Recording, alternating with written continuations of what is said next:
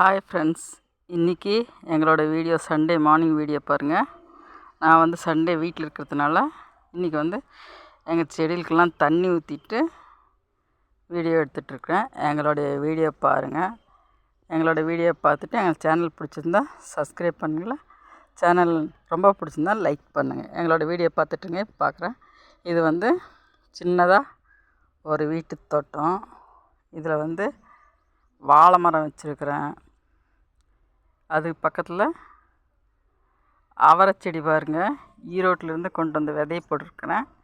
அது வந்து இப்போ வந்து செடி வந்துட்டுருக்குது.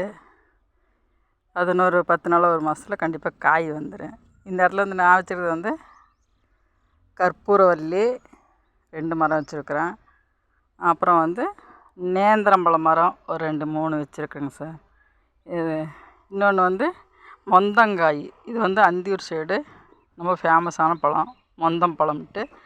அதுவும் கொண்டு வந்து வச்சுருக்கேன். அது வந்துட்டுருக்குது. இது என்னென்னா எங்கள் வீட்டுக்கு பக்கத்தில் என்னென்னா ஆடு வச்சுருக்காங்க.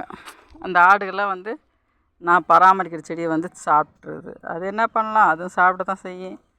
அதை மீறி நான் வந்து செடி வச்சிட்ருக்கிறேன்.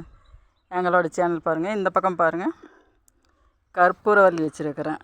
கற்பூரவல்லி வந்து உங்களுக்கு நல்ல ஒரு சளி, காய்ச்சல், இருமல் அதுக்கெல்லாம் இது கஷாயம் போட்டு குடிச்சிங்கன்னா இது நல்ல ஒரு இது சுகத்தை தரும். சளி இருமல்லாம் சரியாகும். இது வந்து தேக்கு மரம் வச்சுருக்குறேன். இது வச்சு வந்து ஒரு 6 மாதம்தான் ஆகுது. யாரும் நம்ப மாட்டேங்க, இவ்வளோ பெருசாகிடுச்சு. நான் வைக்கும்போது குட்டி இருந்துச்சு. இப்போ வந்து என்னைய விட ஹைட்டாக வந்துச்சு, நல்லா ஹைட்டாக வந்துட்டுருக்குதுங்க. இது வந்து மல்லி செடி பாருங்கள்.